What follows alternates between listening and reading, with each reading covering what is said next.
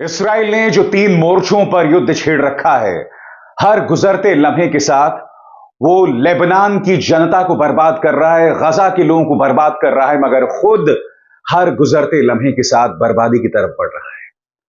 दोस्तों, इसराइल की राजधानी तेल अवीव से बीबीसी के संवाददाता यहां पर बता रहे हैं कि किस तरह से इसराइल में कई लोग देश छोड़कर जा रहे हैं, कई लोग कंगाल होते जा रहे हैं, क्योंकि बेंजामिन नेतन्याहू ने एक ऐसा युद्ध छेड़ रखा है जिसे वे रोकना नहीं चाहते हैं। इस कदर दीवानगी उनके सिर पर हावी है कि 3 मोर्चों पर उन्होंने युद्ध छेड़ रखा है, मगर उसका खमियाजा इसराइल में लोग भुगत रहे हैं। बीबीसी के संवाददाता तेल अवीव से यहां बता रहे हैं। दोस्तों सुनिए 30 सेकंड का यह वीडियो जो कि बीबीसी के अरबिक चैनल में आया है, जिसमें वहां के संवाददाता कह रहे हैं कि हर गुजरते दिन के साथ इसराइल की अर्थव्यवस्था बर्बाद हो रही है, वहां के लोग मुल्क छोड़ छोड़ कर जा रहे हैं और हालात बद से बदतर होते जा रहे हैं। और याद कीजिएगा दोस्तों, आज से कई दिनों पहले, सबसे पहले मैंने आपको पूरी पड़ताल के साथ बताया था कि किस तरह से इसराइल की अर्थव्यवस्था बद से बदतर होती जा रही है। सबसे पहले एक छोटी सी झलक सुनिए बीबीसी अरबिक चैनल में तेल अवीव से बीबीसी संवाददाता किस तरह से बता रहे हैं कि इसराइल में लोग पलायन कर रहे हैं, देश छोड़ रहे हैं, क्योंकि वहां लोग कंगाल हो रहे हैं। सुनिए। خیلی‌ها احساس می‌کنند که اینجا آینده‌ای براشون نیست و این جنگ‌ها پشت هم ادامه داره. خیلی‌ها از طبقه متوسط، از متخصصا اینجا دارن کشور رو ترک می‌کنن. इंतजार कीजिएगा दोस्तों, क्योंकि कुछ ही दिनों पहले मैंने जो डिटेल्ड पड़ताल की थी, विस्तृत पड़ताल की थी इसराइल की अर्थव्यवस्था पर, उसको लेकर मैंने क्या कहा था कुछ देर बाद, मगर जो अब खबर मैं आपको बताने वाला हूं उससे रन पैदा करने वाली है, वो खौफ पैदा करने वाली है। और दुख की बात यह है कि अंतर्राष्ट्रीय बिरादरी ने इस पर पूरी तरह से आंखें मूंद ली हैं।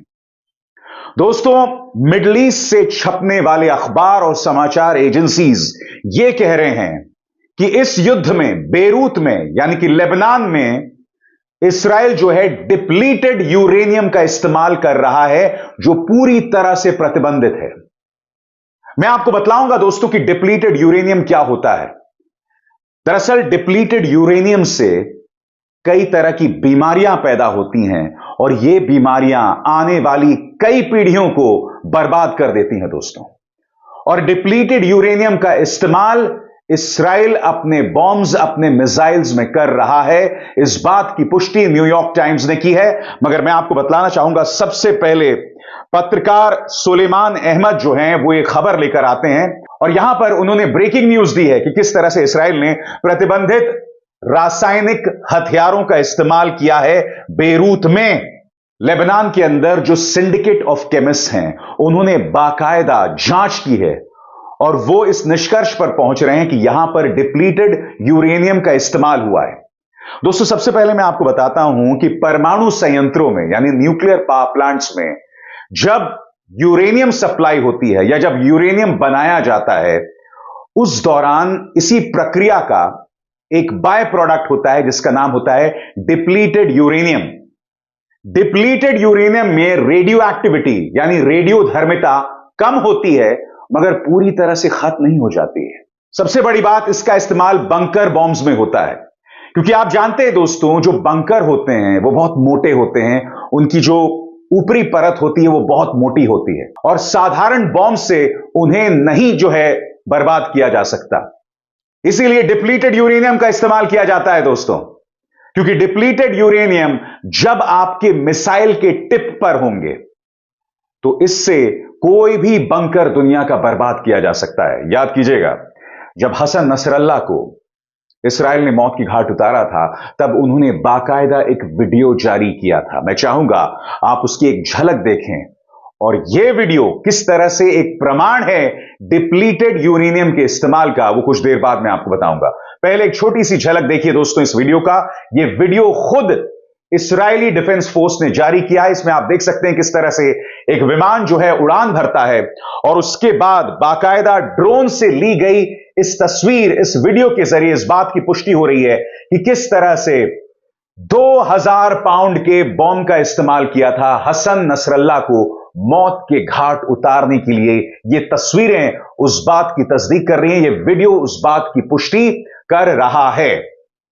अब मैं आपका ध्यान खींचना चाहूंगा न्यूयॉर्क टाइम्स की इस खबर की तरफ दोस्तों। 2000 pound bombs likely used in attack that killed Nasrallah, video shows. यहां पर न्यूयॉर्क टाइम्स ये कह रहा है कि हसन नसरल्ला को मारने के लिए जिस बॉम्ब का इस्तेमाल किया गया था वो 2000 पाउंड का था। और सबसे दिलचस्प बात, इस चीज पर गौर कीजिएगा दोस्तों, BLU 109 ये एक अमेरिका निर्मित बॉम्ब है, BLU 109। और BLU 109 बॉम्ब में डिप्लीटेड यूरेनियम का इस्तेमाल होता है। मैं आपको बतलाना चाहता हूं इस पर न्यूयॉर्क टाइम्स क्या कह रहा है। अंग्रेजी में है खबर और फिर मैं इसका हिंदी में अनुवाद करता चलूंगा। The video shows 8 planes fitted with at least 15 2,000 pound bombs, including the American manufactured BLU 109 with a GDAM kit, a precision guidance system that attaches to bombs, according to Trevor Ball, a former US Army explosive ordnance disposal technician. These bombs, a type of munition known as bunker busters, can penetrate underground before detonating. यहां पर साफ तौर पर कहा गया है कि 15 bombs का इस्तेमाल किया गया था, 15 बॉम्ब्स जो 2000 पाउंड के बॉम्ब थे। और इसमें इस्तेमाल हुआ था BLU 109 का, जिसमें डिप्लीटेड यूरेनियम का इस्तेमाल होता है। और इसमें साथ ही JDAM किट का इस्तेमाल भी हुआ था दोस्तों। न्यूयॉर्क टाइम्स इस बात की पुष्टि कर रहा है कि 2000 पाउंड बॉम्ब का इस्तेमाल हुआ है बेरूत में। और बात यहां पर नहीं रुकती, यह भी कहा गया है कि BLU 109 बॉम्ब्स का इस्तेमाल हुआ है जिसमें यूरेनियम का इस्तेमाल होता है दोस्तों। मध्य पूर्व से छपने वाले अखबार और जो तमाम एजेंसीज हैं वो साफ तौर पर यह आरोप लगा रहे हैं कि डिप्लीटेड यूरेनियम का इस्तेमाल हुआ। आपकी स्क्रीन पर the cradle, Israel drops depleted uranium bombs inside Beirut. अब इस खबर को देखिए। The new Arab, has Israel used toxic depleted uranium in Lebanon. दोस्तों, अगर आप एक जंगी कार्रवाई में इसका इस्तेमाल करें तो बात समझ आती है। मैंने आपको बताया कि अमेरिका और ब्रिटेन इस बंकर बस्टर बॉम्ब का इस्तेमाल किया करते थे जिसमें BLU 109 था, मगर यहां पर इसका इस्तेमाल बेकसूर नागरिकों पर किया जा रहा है। शॉकिंग बात यह है दोस्तों कि जब आप डिप्लीटेड यूरेनियम का इस्तेमाल करते हैं तो उसका असर सिर्फ उस वक्त नहीं होता। मैंने आपको बताया, जब यूरेनियम बनाया जाता है परमाणु संयंत्रों के लिए तो उसका एक बाय प्रोडक्ट होता है डिप्लीटेड यूरेनियम। इसमें से रेडियो एक्टिविटी निकाल दी जाती है, मगर काफी हद तक रेडियो एक्टिविटी यानी रेडियोधर्मिता इसमें मौजूद होती है। नतीजा, जब इसका इस्तेमाल होता है तो आने वाली कई पीढ़ियां इससे बर्बाद हो जाती हैं, जिससे पता चलता है कि इस्राइल के अंदर कितनी नफरत है। वो बॉम्ब्स का इस्तेमाल तो कर ही रहा है बेकसूर और बेबस नागरिकों पर, बल्कि वो डिप्लीटेड यूरेनियम का इस्तेमाल कर रहा है। और जैसे मैंने बताया, बाकायदा न्यूयॉर्क टाइम्स की खबर इस बात की पुष्टि कर रही है। इस बात की आशंका मध्य पूर्व से छपने वाले अखबारों ने भी, चाहे वो द क्रेडल हो, चाहे वो द न्यू अरब हो, इस बात की पुष्टि कर रहे हैं। सबसे शॉकिंग बात, कब तक अंतर्राष्ट्रीय बिरादरी आंखें बंद करके इस तमाशे को अपने सामने होने देगी? सबसे बड़ी बात, अमेरिका और ब्रिटेन इस मुद्दे पर खामोश कब तक रहेंगे? यहां तो पूर्व राष्ट्रपति डोनाल्ड ट्रंप यह नसीहत दे रहे हैं कि जवाबी हमले में इस्राइल को ईरान के परमाणु ठिकानों पर निशाना साधना चाहिए। पहले ही डिप्लीटेड यूरेनियम का इस्तेमाल जो है बेरूत के अंदर हो रहा है, दक्षिणी लेबनान के अंदर हो रहा है। ऊपर से कहा जा रहा है कि ईरान के परमाणु ठिकानों को बर्बाद कर दो। और आप जानते हैं दोस्तों, दुनिया इससे पहले चेरनोबिल न्यूक्लियर हादसा देख चुकी है। ऐसे में अगर यह किया जाएगा तो कितना शॉकिंग है। मगर जैसे कि मैं अपनी पहले एक रिपोर्ट में आपको बतला चुका हूं, एक कार्यक्रम में बतला चुका हूं कि इस वक्त इस्राइल भस्मासुर बना हुआ है। जी हां, तेल अवीव से BBC के संवाददाता ने बाकायदा बताया कि इस्राइल किस तरह से बर्बादी की तरफ बढ़ रहा है। लोग इस्राइल छोड़ छोड़ कर जा रहे हैं, लोग कंगाल हो रहे हैं, मगर बेंजामिन नेतन्याहू को रत्ती भर परवाह नहीं है। याद कीजिएगा, सबसे पहले मैंने आपको बतलाया था कि इस्राइल की अर्थव्यवस्था किस तरह से बर्बादी की तरफ बढ़ रही है। देखिए मेरी वो रिपोर्ट एक बार फिर कि इस्राइल अब किसी की नहीं सुन रहा है। इस्राइल भस्मासुर हो गया है। CNN की इस रिपोर्ट पर गौर करें। हर गुजरते दिन के साथ, सही सुना आपने, हर गुजरते दिन के साथ इस्राइल की जो अर्थव्यवस्था है वो बर्बादी की तरफ जा रही है। 7 अक्टूबर से पहले जब हमास ने इस्राइल पर हमला किया था, इस्राइल की जो अर्थव्यवस्था थी वो ब्रिटेन से भी बेहतर थी।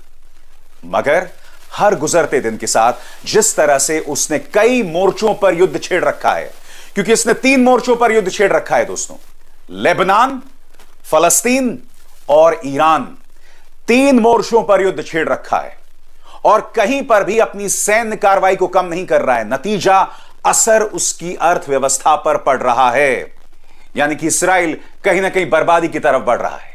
आखिर इस्राइल भस्मासुर क्यों बना हुआ है और उसकी अर्थव्यवस्था जिस तरह से बर्बादी की तरफ बढ़ रहा है, इस पर अंतरराष्ट्रीय जानकार क्या कह रहे हैं आपकी स्क्रीन पर। सबसे पहले CNN बिजनेस की report, Israel's economy is paying a high price for its widening war. सरल शब्दों में कहा जाए तो इस लेख में साफ साफ लिखा गया है कि 3 मोर्चों पर इस्राइल ने जो युद्ध छेड़ रखा है ना, उसके चलते उसकी अर्थव्यवस्था बद से बदतर होती जा रही है।